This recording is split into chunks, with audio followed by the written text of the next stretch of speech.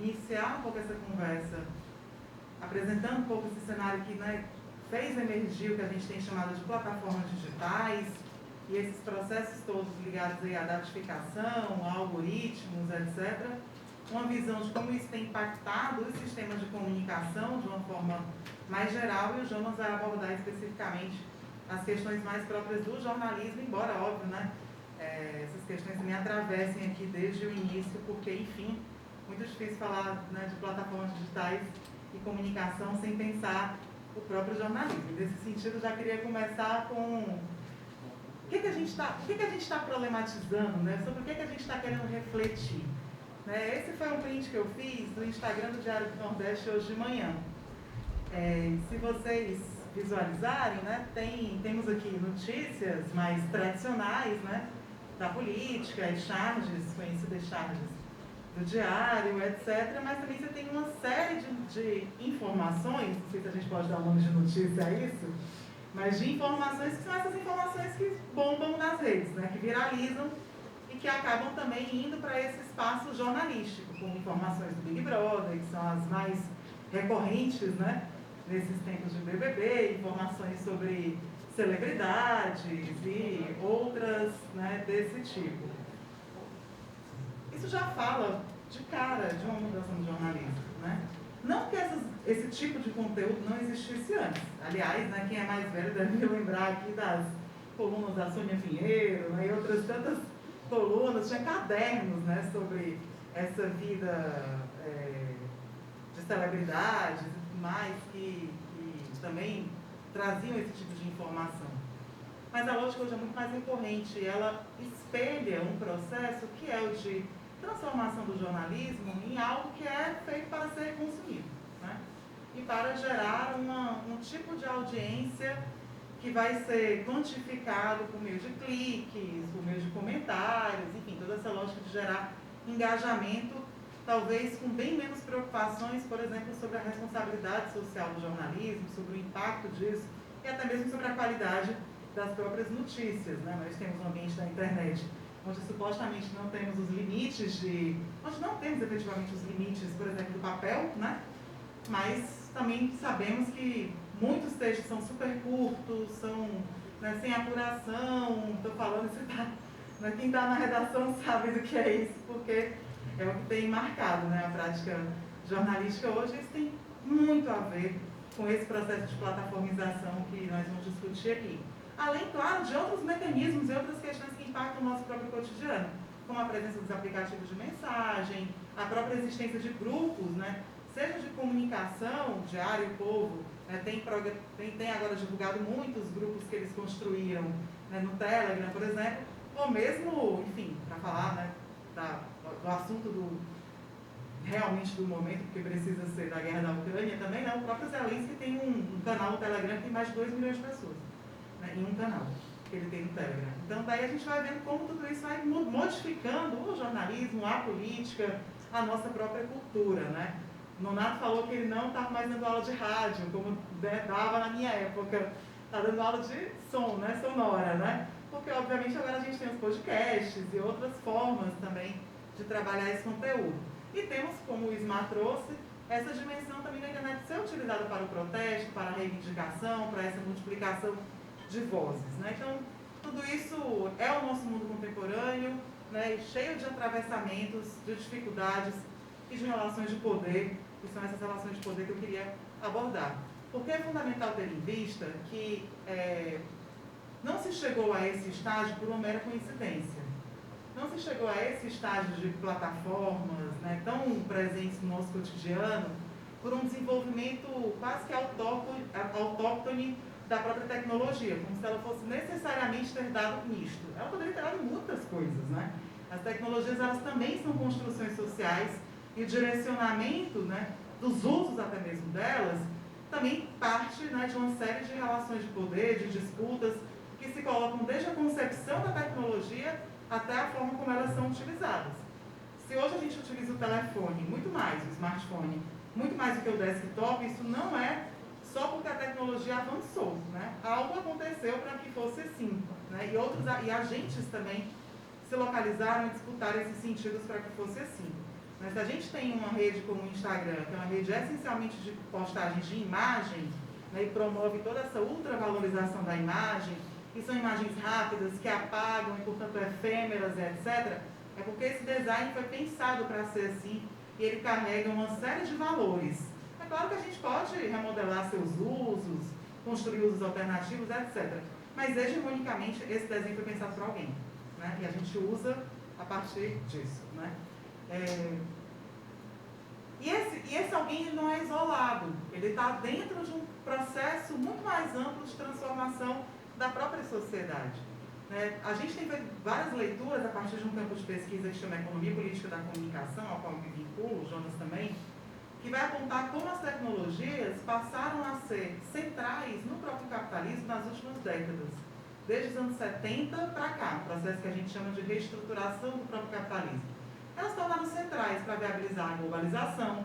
Né? Hoje em dia, bom, a gente está muito mais próximo em todos os sentidos da China do que há algumas décadas atrás, e isso por conta das próprias tecnologias, que permitem, por exemplo, que uma empresa tenha o seu centro de elaboração, etc., nos Estados Unidos, mas que explore um trabalho barato na Indonésia.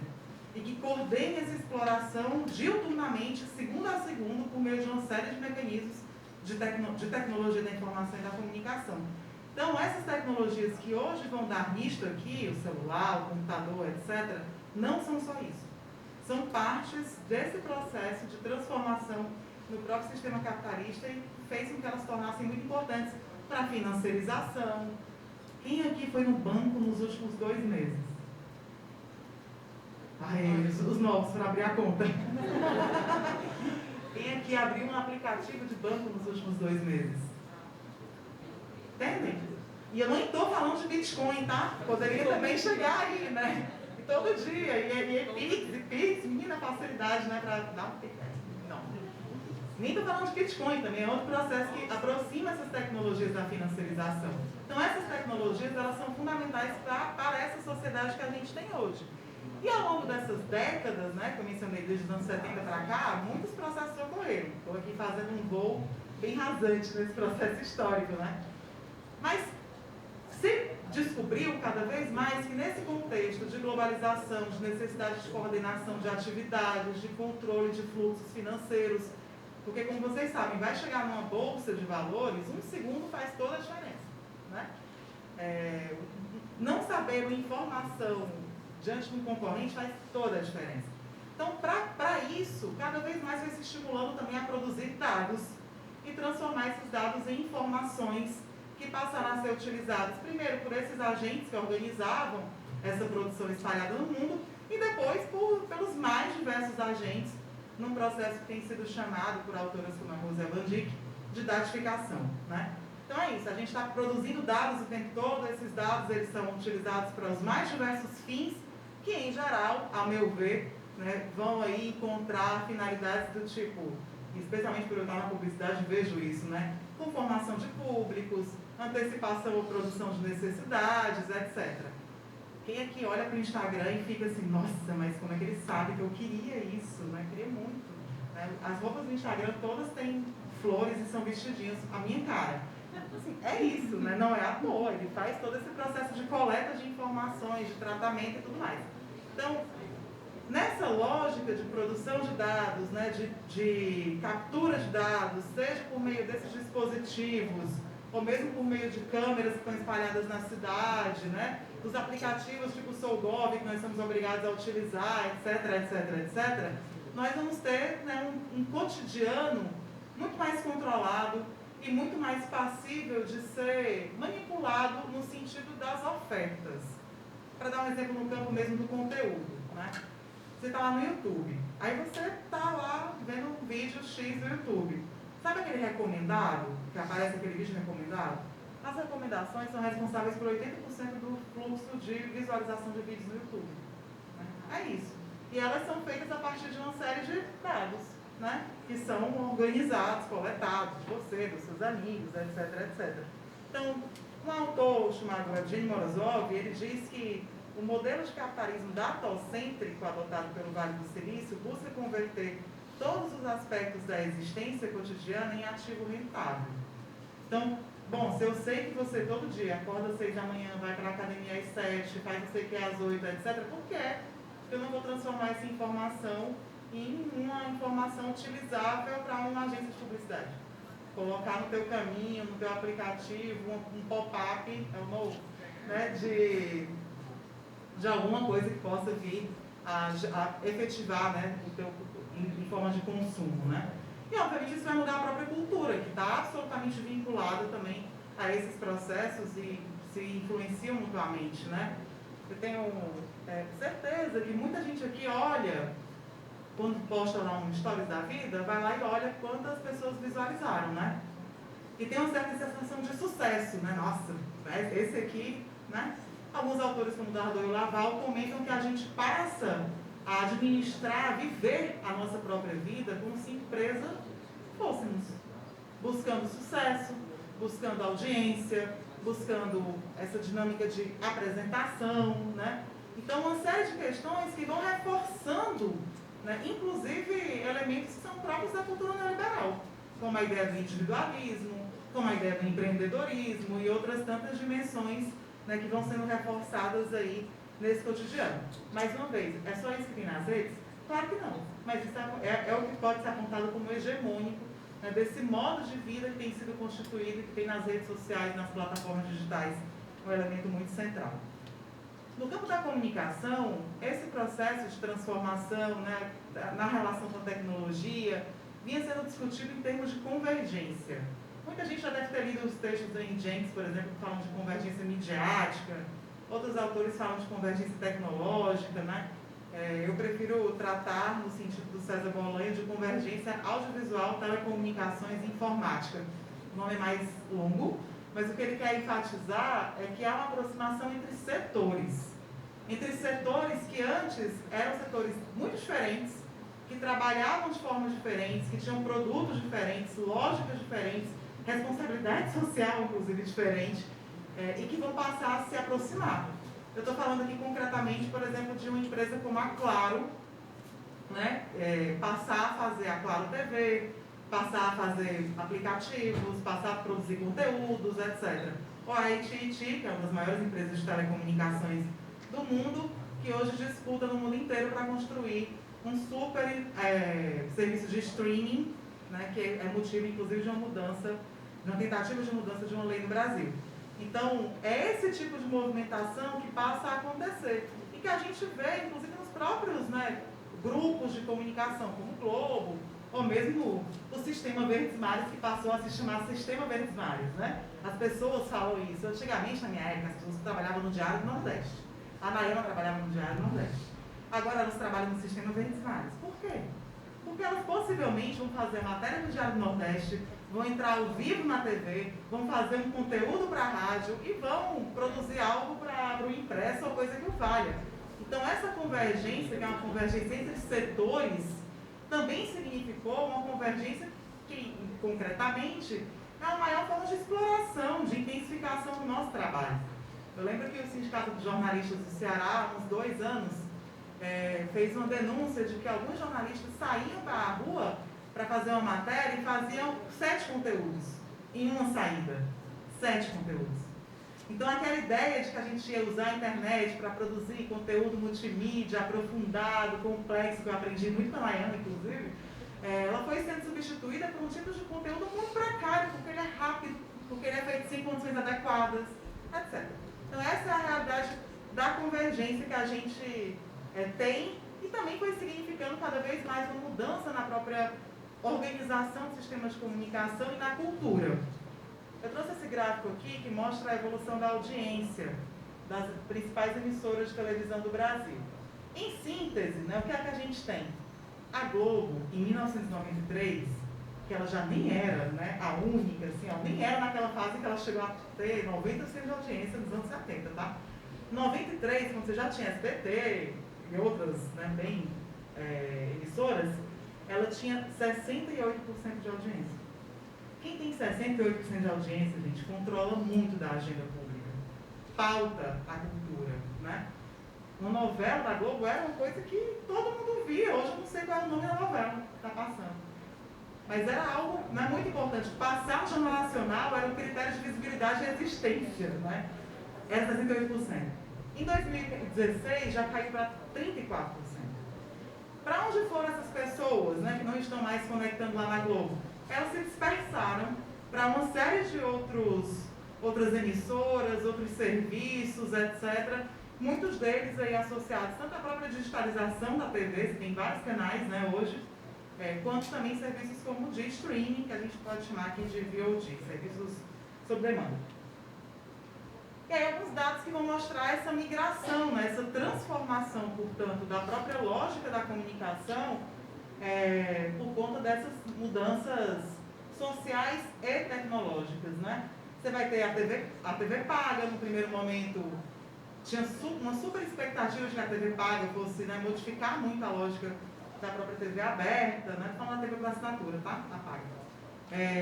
Mas a TV paga no Brasil nunca conseguiu se consolidar, porque é cara, nossa sociedade era brutalmente desigual, né? Então nunca foi uma grande coisa, chegou a ter um crescimento entre 2009 e 2011, mas isso depois arrefeceu. Hoje, praticamente, a gente tem TV paga quando é necessário para ter combo, né, com a internet. É mais ou menos assim que funciona, e temos buscado muito mais os serviços de streaming, porque, por enquanto, eles ainda são mais baratos, embora já tenham crescido bastante e criado mecanismos para dificultar o acesso, como o recente anúncio da Netflix de que ia proibir o compartilhamento, né, das senhas. Mas isso tudo vai mostrando essa transformação. A TV paga chegou a anunciar, pega um pouco daquela audiência que não está mais na TV aberta, e também outros veículos, como eu comentei, especialmente no campo da internet, né? A audiência da mídia digital passou de 21% para 26% em 2020, tendo em vista a audiência global, né, dos meios de comunicação. Isso é muita coisa. Isso é muita coisa e significa uma profunda mudança na cultura, nas relações de poder, na forma de produzir conteúdo, naquilo que a gente acessa, naquilo que a gente sabe, nas imagens dos símbolos que nós construímos, nas identidades, né? Então tem muitas mudanças associadas a isso, né? Já mencionei aqui os serviços de streaming. Tem essas plataformas, de uma maneira geral, funcionam de uma maneira super opaca, né? Não tem muitas informações sobre elas, mas recentemente houve um vazamento de um documento que foi enviado ao CAD, que é o órgão de controle da concorrência, e nós ficamos sabendo que o Netflix tem 19 milhões de assinantes no Brasil e 1,67 milhões de assinantes no mundo.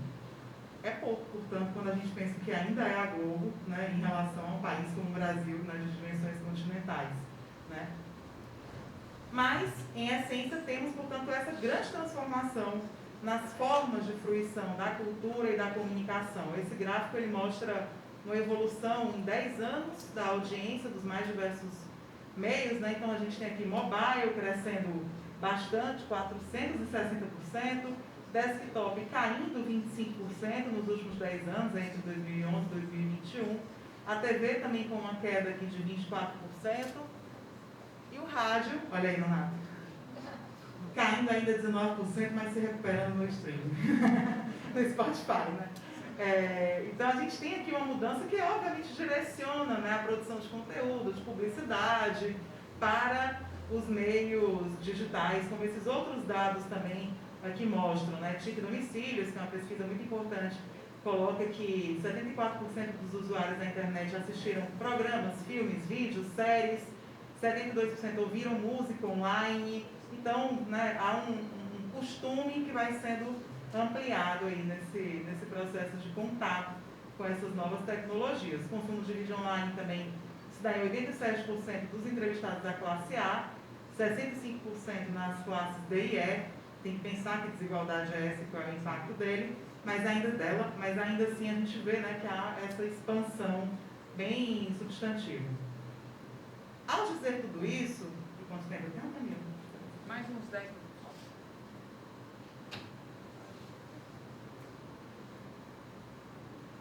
É difícil falar de uma Ao dizer tudo isso, não quero colocar de forma alguma que a TV morreu.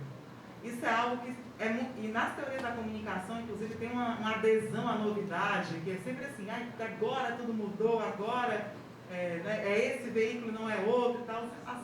A vida é um pouco mais complexa do que isso, os processos eles são, né, muito menos drásticos, né? a convivência e tudo mais, e há também estratégias de reposicionamento, né? Caso, né, do que a gente acompanha com a Globo, que tem toda uma estratégia para atuar também na internet, etc. Então, é claro que a gente tem uma mediação tecnológica muito mais profunda e que nos leva, né, a ter contato com esses conteúdos a partir dessas plataformas de redes sociais, sites, etc. Mas também ainda segue existindo e sendo importante, né, os grupos tradicionais de comunicação. Agora, com a pandemia, isso teve um agravamento também. Né? A pandemia ainda precisa ser muito estudada, porque muita gente voltou a ver TV, né? Houve um crescimento também desse acompanhamento do conteúdo televisivo, como mostra aqui essa pesquisa que eu trouxe, Insight TV.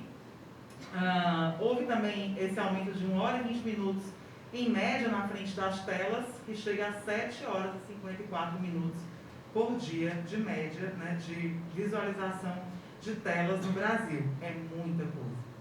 Inclusive, quando a gente compara, né, o tempo que os brasileiros e brasileiras ficam no celular, nas redes sociais especialmente, ao tempo que os norte-americanos, onde essas plataformas, né, existem, onde elas atuam originalmente, ou latino-americanos, inclusive, a gente tem um percentual bem expressivo, maior, né, de tempo dedicado por brasileiros e brasileiras a essa participação, presença nas redes sociais, o que também faz com que a gente possa, né, refletir sobre uma série de questões, desinformação, impacto dessa transformação cultural, tudo isso. Né? Como eu mencionei, a TV aberta ela tenta se manter nessa interface, e aqui um bom exemplo disso é o Big Brother.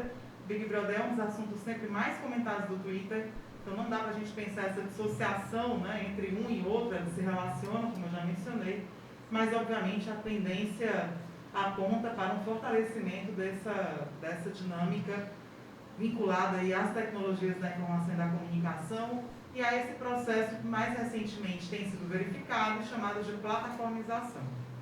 Em síntese, a ideia de plataforma é que um agente, alguns agentes, mas não muitos, né?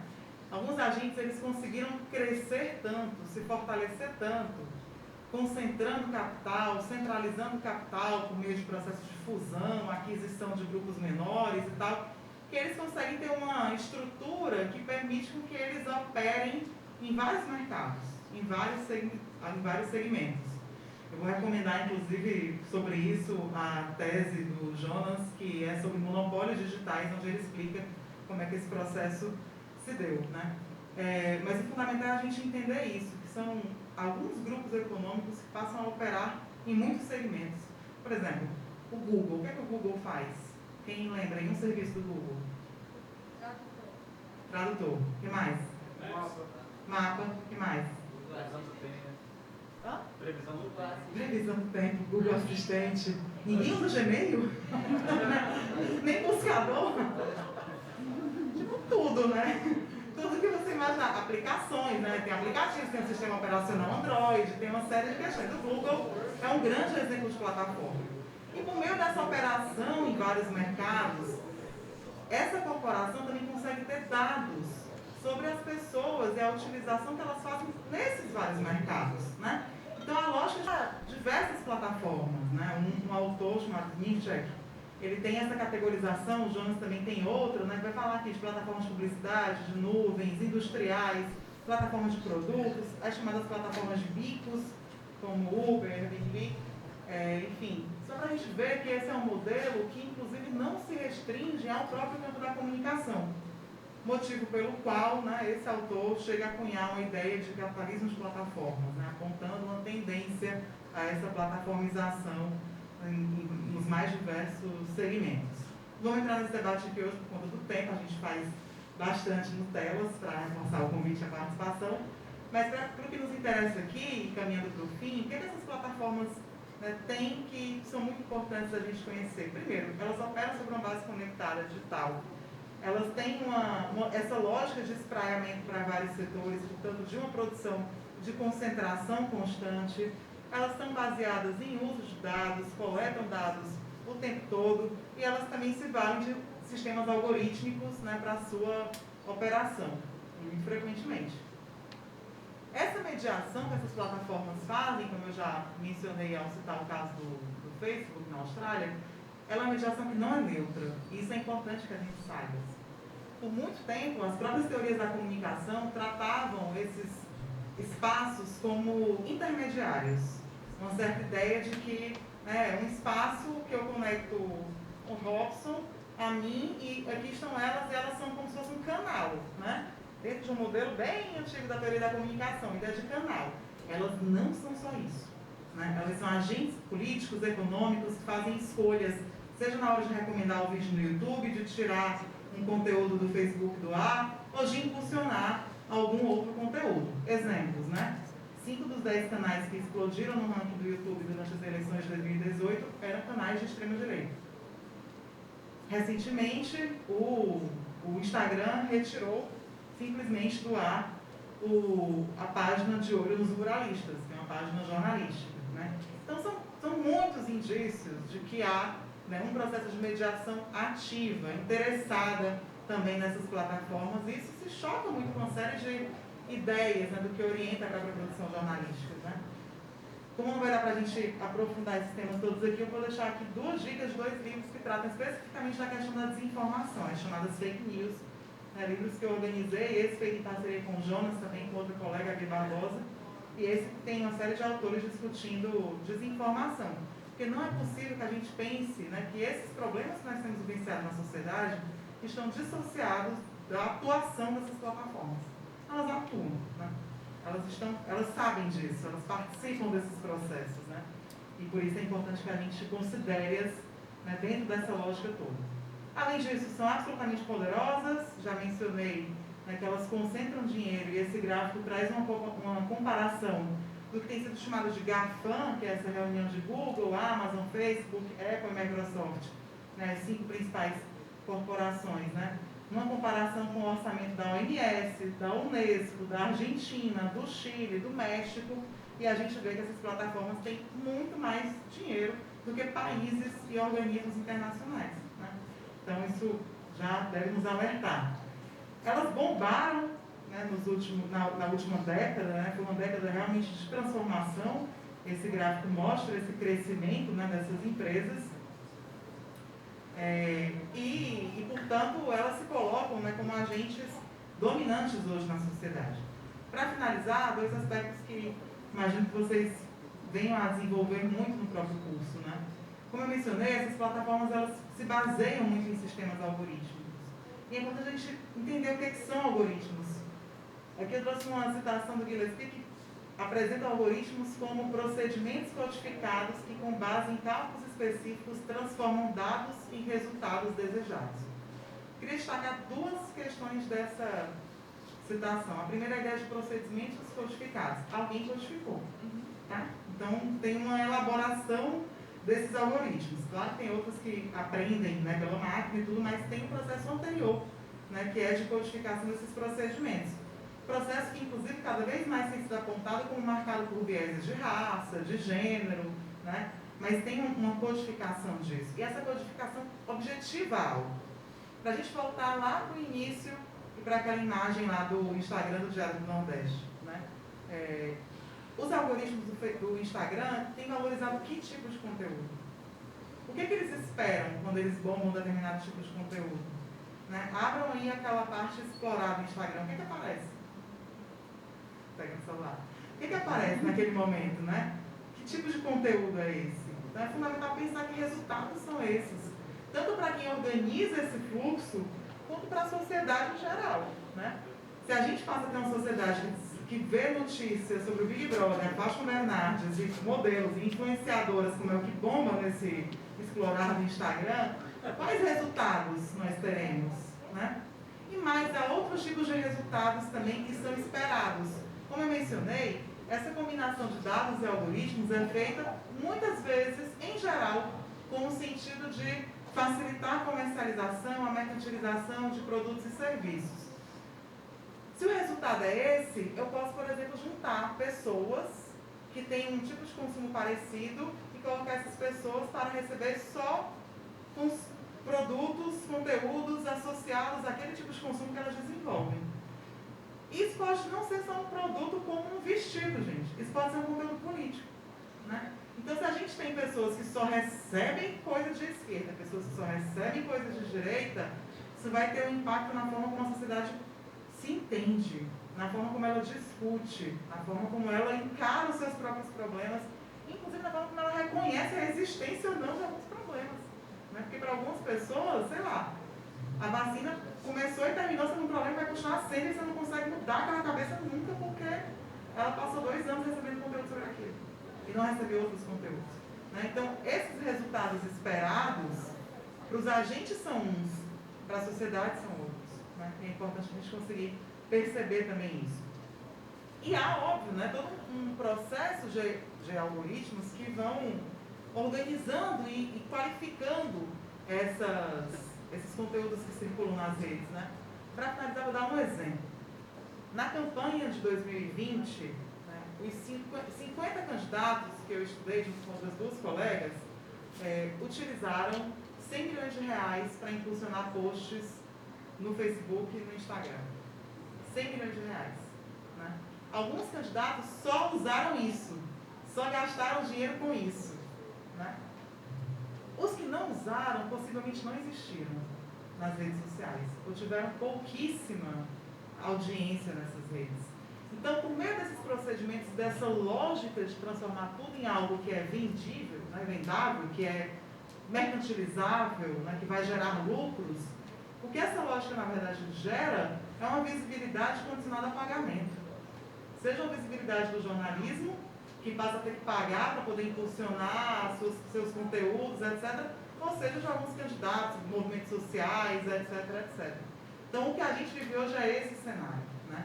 Como eu já mencionei, as resistências elas são fundamentais, mas estamos numa situação tal que ou nós nos voltamos a uma crítica muito profunda dessas plataformas e dos impactos delas na sociedade, ou nós vamos estar muito submetidos nas mais diversas, né, aspectos, dimensões das nossas vidas, a um poder de corporações, que são corporações essencialmente do norte global, opacas e que não têm nenhuma ideia de serviço público, de interesse público e sobre as quais não incide, ou incide muito pouco, algum tipo de controle social.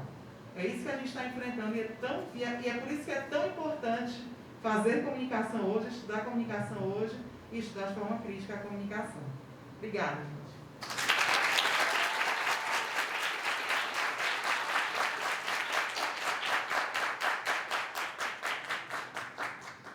Primeiro, uma felicidade dividir essa mesa com a Helena, né? Uma felicidade, embora a gente ainda esteja numa pandemia, e é muito bacana ver todo mundo de máscara no momento em que, infelizmente, muitos dos nossos governantes não estão tão preocupados em manter as medidas de proteção. Acho que é fundamental que a gente continue isso.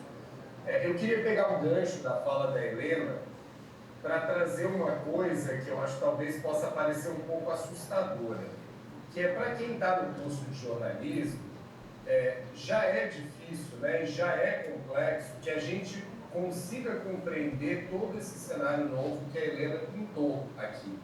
Então a gente tem que sim aprender, né, sobre os meios de comunicação tradicionais, porque a mídia impressa segue existindo, mesmo com uma queda, como a gente vai ver. A televisão segue existindo, o rádio também, especialmente no Brasil, onde o rádio é muito importante no interior, mas cada vez mais a gente tem que aprender, para além dos meios tradicionais, os novos meios. Né? Então, a gente tem que conhecer diferentes redes sociais, a gente tem que começar a fazer programa de rádio, podcast, e isso certamente aumenta, né, a nossa responsabilidade, que a gente possa fazer um jornalismo de qualidade. Por outro lado, eu queria destacar uma parte da fala da professora Helena, que é como as tecnologias da informação e da comunicação passam a ser utilizadas cada vez mais em todo tipo de atividade, né? Então a gente faz pagamento com Pix, a gente vai daqui a pouco estar com o nosso perfil em sites de freela para tentar pegar um freela, né? A gente está fazendo encomendas de alimento ou de refeição por plataformas. Então as plataformas digitais e a internet estão cada vez mais no nosso dia a dia. Eu estou aqui falando com vocês, né, de Brasília para Fortaleza a partir de uma plataforma digital. Isso significa que quando a gente está compreendendo esse fenômeno, a gente não está falando só de comunicação, a gente não está falando só de jornalismo, a gente está falando de mudanças no mundo, né? Mudanças que estão no dia a dia de vocês. Então, se a gente não conseguir compreender essas mudanças, isso não tem um impacto só na nossa vida profissional, tem impacto na nossa vida diária. E aí a Helena traz um elemento fundamental. Essas plataformas não são neutras. E eu quero começar minha apresentação aqui exatamente falando de qual é o impacto dessas plataformas no jornalismo. Primeiro, para os mais velhos, não sei se algum professor ainda continua aí, mas Camila e Helena certamente sabem disso. A gente, 5, 10 anos atrás, quando falava de um jornalismo multiplataforma, né, na teoria da comunicação, no ensino do jornalismo, a ideia de plataforma era muito associada a uma ideia de mídia. Né? Então, ou seja, o que é um jornalismo multiplataforma? É uma estratégia, um veículo que tem um conteúdo, tem um programa de rádio, uma emissora de rádio, tem uma emissora de TV, tem um jornal impresso, tem um site na internet. Então, ao utilizar, né, ao difundir o seu conteúdo nessas várias mídias, esse jornalismo estaria fazendo, né, um jornalismo multiplataforma. Quando a Helena fala de plataforma, a gente já está falando de um outro sentido, né? A gente está entendendo as plataformas digitais como esses agentes que são mediadores ativos, né? Que às vezes a gente só olha, é um app, né? O Telegram, que inclusive, se alguém aí está olhando o celular, deve ter tido a notícia que o Telegram acaba de ter uma ordem de bloqueio pelo ministro Alexandre de Moraes, né? Mais um exemplo de como as discussões que a gente faz sobre plataformas impactam o dia a dia das pessoas e a nossa democracia. Mas quando a gente está falando dessas plataformas, que muitas vezes a gente chama de um app, a gente está falando de empresas que têm a capacidade de conectar pessoas, instituições e organizações. Né? Essa, o Jitsi, a plataforma que vocês estão utilizando para que eu possa falar com vocês, está nos conectando nesse momento. Todos os exemplos que a Helena trouxe, né, de plataformas que são utilizadas pelos veículos aí no Ceará, pelos veículos aqui em Brasília, essas plataformas são utilizadas para conectar, né, anunciantes e usuários, para conectar meios de comunicação e pessoas que querem se informar, para conectar uma pessoa que está dirigindo um Uber e outra pessoa que quer fazer uma viagem, e assim por diante. Então, quando a gente fala de plataforma, como disse a Helena, a gente está falando de um universo amplo. Mas vamos olhar só para o jornalismo. Primeiro, o que a gente tem visto hoje, a gente não pode falar, né, do jornalismo nas plataformas como um jornalismo multiplataforma. A gente está falando aí de uma mistura, né, de uma plataformização do jornalismo. Então, esse palavrão está acontecendo em todos os lugares. Né? A plataformização acontece no trabalho, ou seja, o trabalho mediado por plataformas, acontece nas finanças e acontece também no jornalismo. E essa plataformização, ela, em primeiro lugar, potencializa isso que a Helena chamou de datificação. E aí a gente vem ouvindo em muitos lugares, jornalismo de dados. Jornalismo de dados é muito importante, né? Vou deixar uma provocação. O que muda com o jornalismo de dados e o que muda com os dados explicando a realidade? Porque o jornalismo é uma forma de explicar a realidade. O jornalismo é uma forma de estabelecer conexões entre um fato singular, né? Um fato singular. Caiu uma ponte num bairro. E qual era o contexto disso? Essa ponte tinha manutenção? Não tinha? Qual que era a política pública de prevenção, né, de problemas em pontes da prefeitura, do governo do estado? Né? Como que as mudanças climáticas, de repente, aceleraram a quantidade de chuvas e isso impactou a estrutura aqui do Rio? Então, a capacidade do jornalismo é olhar para esse pequeno fato do nosso dia a dia e conseguir explicar isso. Nesse movimento de datificação, de uso dos algoritmos, a gente tem um risco, né, de pegar algo que poderia nos auxiliar, que são os dados, e começar a substituir a nossa capacidade de interpretação pelos dados. Então, em vez da gente explicar as coisas, a gente correlaciona uma coisa. Então, se tal coisa, se chove mais, cai mais ponte, tudo bem, mas por que isso acontece? A gente não sabe, a gente só sabe que essa correlação existe. E as plataformas digitais utilizam essa correlação, essa lógica, né, para definir o fluxo informacional, ou, em outras palavras, quem vai ver o quê. E isso se torna uma questão muito importante, né? Ou seja, se ao longo do século XX, quando a gente pensa na televisão, quando a gente pensa na mídia impressa e no rádio, o grande problema foi sempre que o funil era ali em quem conseguia produzir e criar um meio de comunicação. Agora a gente tem uma falsa ideia de que todo mundo pode criar conteúdo, embora isso seja verdade, mas que o funil continua existindo na distribuição, né? E aí eu trago para vocês esse exemplo aqui de que, inclusive, veículos tradicionais, como é o caso da Folha, se bateram com o fato de que plataformas como o Facebook começaram a derrubar a circulação de seus conteúdos. Então a Folha, inclusive, anunciou que sairia do Facebook. Por quê? Porque os seus conteúdos não chegavam mais a lugar algum. Daqui a pouco vocês vão começar a fazer estágio, né? E aí, se vocês fizerem assessoria de imprensa ou trabalharem na parte de web de algum veículo de comunicação, vocês vão ver o grande desespero que é, né? Como que a gente faz os nossos conteúdos chegarem nas pessoas? Como que a gente faz que as pessoas visualizem, compartilhem, se engajem com esses conteúdos? E na prática o que acontece é que a gente fica na mão de quais são os critérios utilizados nos sistemas das plataformas para dar mais visibilidade para um conteúdo e menos visibilidade para outro. Então, quando o Facebook altera o seu algoritmo para dizer agora eu vou valorizar o conteúdo das suas pessoas mais próximas, os veículos de comunicação se lascam. Então, existe essa submissão da circulação, né, e da forma como a gente interage aos modelos de negócio, as lógicas de monetização.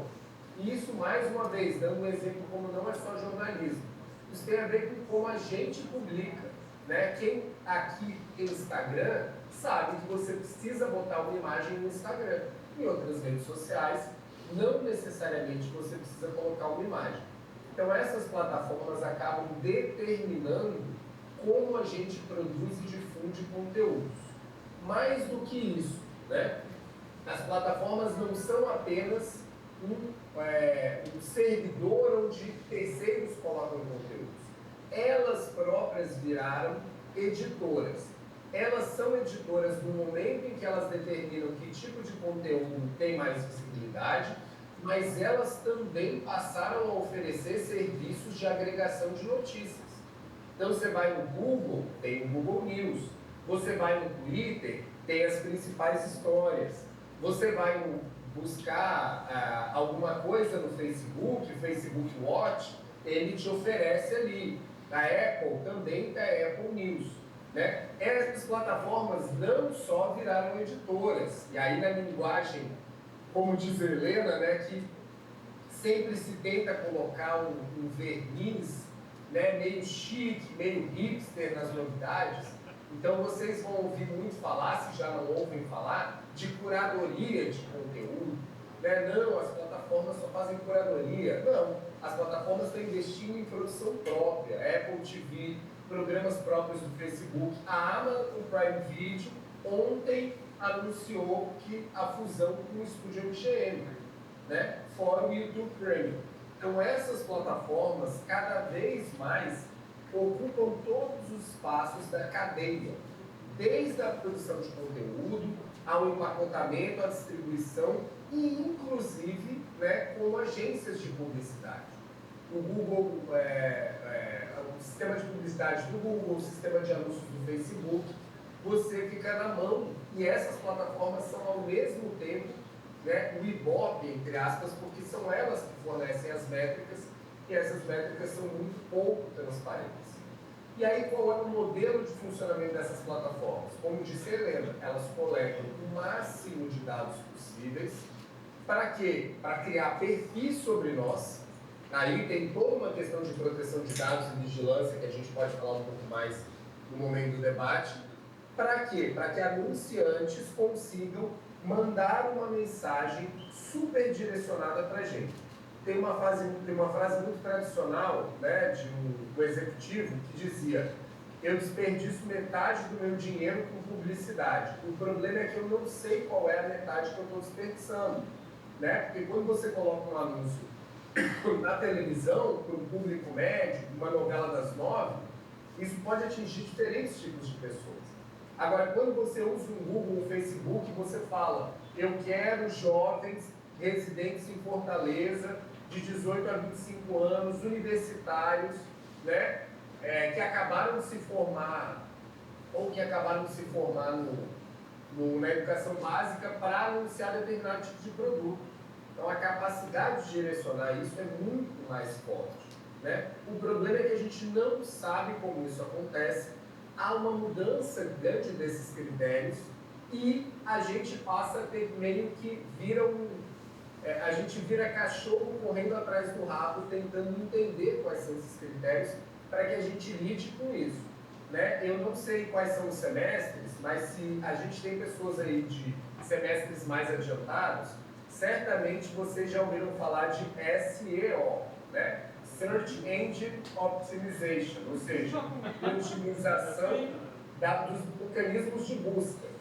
Então, qual que é a lógica agora? Em vez da gente questionar por que o Google é responsável por 90% do mercado, como disse a Helena, né? Por que a gente não pode utilizar outros buscadores, os jornalistas ficam, na verdade, aprendendo técnicas de SEO para saber como é que o site onde ele está trabalhando vai ranquear melhor. Então a gente fica escravo da dinâmica das plataformas, isso é um problema muito grande. Né? Alguns gráficos aqui, eu sugiro que, se vocês tiverem condição, darem uma olhada aqui no relatório do Instituto Reuters, que fica no Reino Unido. Ele lança um relatório anual global, né, o Digital News Report, mostrando aqui que há uma queda, obviamente, do jornalismo de TV, mas esse jornalismo na TV em diferentes países ainda é muito forte. Né? Inclusive, há uma queda das pessoas que estão extremamente interessadas nas notícias. Né? Talvez não apareça muito para vocês, mas depois eu passo aí para a professora Camila para ela distribuir esse PowerPoint. Mas a linha preta, que começa nos 60 e termina nos 58, ela mostra esse percentual de pessoas que estão extremamente interessadas nas notícias. Mas ainda assim, óbvio que é um número muito grande. Esse gráfico aqui mostra quem usa mídia impressa. Aí a gente vê uma queda maior. Né? Entre 2016 e 2021, no Brasil, que é a linha azul clara, caiu de 40% para 12%. Né? Então é uma queda muito representativa. Mas ainda assim, como disse a Helena, esses veículos continuam sendo veículos muito importantes na web.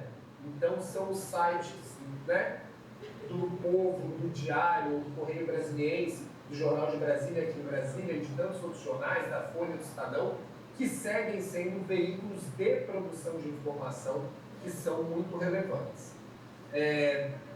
Aqui esse último gráfico mostrando quais são as redes sociais utilizadas, né, para as pessoas se informarem. Primeiro, a gente tomar cuidado com esse discurso de que o Facebook acabou. Ou seja, o Facebook aqui fica mais ou menos estabilizado entre 2014 e 2021, entre 35% e 32%. Né? O Instagram certamente cresce, o YouTube também cresce, mais recentemente o TikTok. Mas ainda assim, quando a gente olha o Facebook, esse percentual é bastante importante. Um ponto relevante, né? Ou seja, mas então a gente tem uma plataformização do jornalismo, isso significa agora que todo mundo migra para as plataformas, está resolvido, e é isso. Mas existe aí o que o relatório chama de um gap, né? Uma brecha quando a gente pensa a confiança que as pessoas têm nas notícias em geral, 44%, esse relatório do ano passado, e a confiança que as pessoas têm nas notícias que elas acessam nas redes sociais, 24%. Né? Então, por um lado, certamente as redes sociais, as plataformas digitais colocam novas fontes de informação, mas, por outro lado, elas trazem um desafio aí de credibilidade. O relatório também perguntou sobre a desinformação, né, que a gente chama de fake news, para que as pessoas, quem trouxe mais fake news sobre a Covid. E aí aqui, para 29%, as pessoas estão preocupadas com os políticos. E qual é o país em que esse percentual é maior? No Brasil. Então, isso não se trata de olhar, como a Helena mencionou, né, o ecossistema da desinformação e achar que é uma coisa feita por adolescentes num quarto. Né? A gente tem diferentes tipos de produção de desinformação e o nosso desafio como estudantes, professores e jornalistas profissionais é exatamente oferecer uma informação de qualidade, mas também discutir como combater a desinformação, e aí a gente pode falar também sobre isso na hora do debate, porque como a Helena mencionou, eu e ela e outros colegas temos participado bastante desse debate. Por fim, e aí tentando caminhar para o fim, o que é importante quando a gente vai pensar jornalismo em plataformas digitais? Entender as arquiteturas diferentes, né? Fazer jornalismo no Facebook é diferente de fazer jornalismo no Instagram, no Twitter, no YouTube. A lógica dos feeds, né, daquilo que a gente vai rolando para acessar a informação é diferente, assim como o caso da busca. Né? Quando você tem um mecanismo de busca como o Google ou o próprio YouTube, você acaba, como eu disse anteriormente, ficando refém dessas lógicas de ranqueamento. Né? Tem também uma diferença muito clara se essa arquitetura é fechada, como no caso do Facebook, ou mista, e aí o Facebook tem migrado para incorporar um pouco dessa dinâmica do Twitter, né, em que as pessoas podem seguir uma página. E aí algumas coisas que, inclusive, muitos jornalistas acabam desconsiderando, mas a gente tem que lembrar de canais, como é o caso do e-mail, que seguem chegando em todas as pessoas. Então, quando a gente pensa estratégia para plataformas digitais, né, além de todos esses problemas que a Helena e eu já colocamos, você tem um problema que se eu tenho uma página no Facebook ou um perfil no Instagram com 20 mil seguidores, esse conteúdo vai chegar para 5% das pessoas. Né? Então, na verdade, e aí muitas vezes, vocês que são estudantes agora, quando chegarem no mercado, vão se ver pressionados pelos seus empregadores porque o alcance das publicações de vocês está baixo. Quando, na verdade, não se trata da qualidade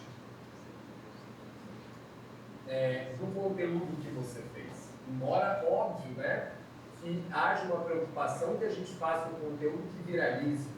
Mas se você tem um algoritmo do Facebook ou do Instagram ou do YouTube derrubando conteúdos de meios de comunicação tradicionais, não tem como a gente fazer milagre. Isso, ao mesmo tempo, coloca a necessidade, e aí fica uma provocação para a Camila, para a Helena e para os demais professores do curso, de como que a gente incorpora nos currículos a compreensão das plataformas. Né? Exatamente para que a gente não fique somente correndo atrás do rabo. Quando a gente fala com mensageiros, como o WhatsApp e o Telegram, é uma outra arquitetura que a gente tem que pensar os limites de grupo, as listas de transmissão, como lidar com elas. Né? No WhatsApp você tem limite, no Telegram você não tem. Você tem pessoas que só estão nesses aplicativos de mensagem e, obviamente, alterações no fazer jornalístico como um todo. A gente tem transformações nos valores notícia, né? O império do clique, do like, e isso é uma coisa que já é um problema muito grave para quem faz jornalismo, né? Ou seja, os veículos de comunicação e mesmo as instituições onde a gente vai trabalhar com assessoria vão querer sempre que a gente tenha alcance. E isso cria uma pressão, assim como cria uma pressão no jornalismo tradicional, dos conteúdos sensacionalistas, cria também na internet, né? para o caça-clique, para aquela matéria que, como disse a Helena no início da fala dela, né, ou seja, você comenta um BBB, você comenta algum assunto que está na moda ou que está em voga para tentar surfar, né, e também ganhar visibilidade aí. Você gerar um engajamento, né, com o fim dessas plataformas. Então, não significa que o seu leitor está, de fato, lendo aquilo, mas se ele dá um curtir, se ele compartilha, você fala, ok, estou feliz com isso. O alcance, né, é isso que eu acabei de falar, ou seja, a grande preocupação é do compartilhamento, mas estudos mostram que muitas vezes as pessoas sequer leem isso. O problema da instantaneidade, que já era um debate no jornalismo web, né? Ou seja, como você fica obrigado a dar notícias muito rapidamente e como isso compromete ou não a qualidade dos produtos. Né? A questão da indexação e da encontrabilidade aqui, que eu criei esse neologismo nessas técnicas de SEO, e o engajamento com métricas opacas, ou seja, você vai ter uma pressão do seu empregador para que você viralize e você vai ter muita dificuldade de encontrar as métricas adequadas, né? Há softwares para ter métricas melhores, mas muitas vezes a gente fica refém das próprias plataformas. E aí, para finalizar, essas mudanças também implicam a adaptação dos formatos, e a gente vê isso muito claramente com o TikTok, né? Então, no Facebook, você ainda tinha textos maiores, aí vai para o Instagram, uma coisa muito focada nas imagens e com limitações, eu acho, bem surreais, como você não poder ter um link no post, né? E ter que ficar botando link na bio. Agora no TikTok, vídeos menores ainda, muito vinculados a danças, né? Então, você tem que sempre fazer uma coisa bem humorada, assim. E isso, por um lado, pode ser interessante para que você faça o conteúdo ficar mais atrativo, mas quando isso vira a única lógica, né, vira uma ditadura do formato, o que é bastante problemático. A gente tem aí, como colocou a Helena, que pensar quem que controla esses fluxos informacionais. Então, não somente essas plataformas onde a gente publica, mas, por exemplo, se a gente for trabalhar com apps, a gente fica refém, né, das diretrizes da Play Store, das diretrizes da Apple Store, das diretrizes dos agregadores de notícia. Né? A gente precisa pensar a relação com a audiência, como é que a gente interage. E aí também se cria toda uma série de novos trabalhos, né, de moderação de conteúdo com mídias sociais. Né? Como é que a gente faz essa interação, se a gente individualiza isso, automatiza apenas em casos especiais, autoriza ou não autoriza, né? Dá visibilidade ou não dá para isso. Então, todo o discurso, e aí a Helena traz uma crítica importante, que é a gente tem muitas áreas da comunicação e da teoria da comunicação que vão olhar para essas possibilidades de interação de uma forma muito fetichista, né? De uma forma muito otimista. Nossa, que agora é o leitor que define o que é notícia. A gente tem que tomar muito cuidado com essas visões otimistas. E, por fim, as alterações às rotinas e nos processos de produção. Então, o exemplo que a Helena deu, né? Você vai sair para fazer uma pauta ou vai ficar dentro da redação ou dentro do lugar onde você faz assessoria ou conteúdo institucional, né? Em que você precisa, além de produzir conteúdo, monitorar as redes sociais, interagir com redes sociais, fazer a moderação de quem são os leitores, os usuários, né, que estão ali no seu canal. Isso significa algo bastante trabalhoso. Então, é por isso que, na hora de trabalhar com jornalismo de plataforma, é fundamental pensar na estratégia, né, qual é o público-alvo, qual é a plataforma digital que eu vou utilizar todas as plataformas, né, a minha equipe tem condição de fazer isso, quais são os objetivos, qual é o alcance que eu quero, né, e muitas vezes a gente acaba caindo em muitos cursos de falsos especialistas que vão dar supostas dicas de coisas que já mudaram nas plataformas. Então, isso é um desafio para a universidade, como é que ao longo do curso a gente vai aprendendo e se mantendo atualizado, mas mais importante, né? A grande questão não é saber usar o Google AdWords, o Google AdSense, né, o sistema de impulsionamento do Facebook. Isso é importante que vocês saibam, mas vocês vão aprender. A grande questão é como pensar o fazer jornalismo e a estratégia de comunicação, né? Ou seja, onde é que você vai focar dentro dos recursos que você vai utilizar a partir das redes que você tem. Então, faz sentido ter uma página no Facebook para o público, porque a página não tem alcance nenhum? Ah, não, eu vou utilizar o WhatsApp. Tudo bem, mas o WhatsApp, você também tem dificuldades de automação, você vai ter que fazer um trabalho muito mais manual. Se o seu público é muito grande, muito disperso, talvez não seja tão interessante. Se o seu público é mais claro, como de repente o público de um sindicato, de uma associação, isso pode ser mais interessante. Então, pensar o planejamento é fundamental. Pensar as estratégias é fundamental. E, por fim, termino com isso, a gente não pode, como jornalistas, no momento em que a gente vive um cenário de polarização, no momento em que a gente vive um cenário de tanta fake news, só ser apertador de botão. Né? A gente não pode ficar só mexendo ali no nosso celular e aí a gente recebe uma tarefinha, vai e faz. Se a gente não compreende a relação entre o que nós fazemos no dia a dia com as mudanças que a sociedade passa, como a Helena trouxe, a gente não vai contribuir para ter uma sociedade melhor. Pelo contrário, a gente vai reforçar um cenário de polarização, um cenário de desinformação, um cenário de discurso de ódio. E aí eu deixo, né, polêmicas, o que a gente chama de dois-ladismo. Na pandemia isso apareceu muito. Então, vamos fortemente fazer jornalismo, e aí concluo com isso, Camilo. Vamos trazer uma pessoa que defende a cloroquina, que não tem evidência científica nenhuma, junto com uma pessoa que critica a cloroquina, porque isso vão ser dois lados. Né? Qual que é a nossa responsabilidade ética nesse fenômeno e nesse cenário todo? Então, agradeço muito pelo convite. Reitero a alegria de estar dividindo essa mesa com a Camila e com a Helena e fico à disposição dos debates.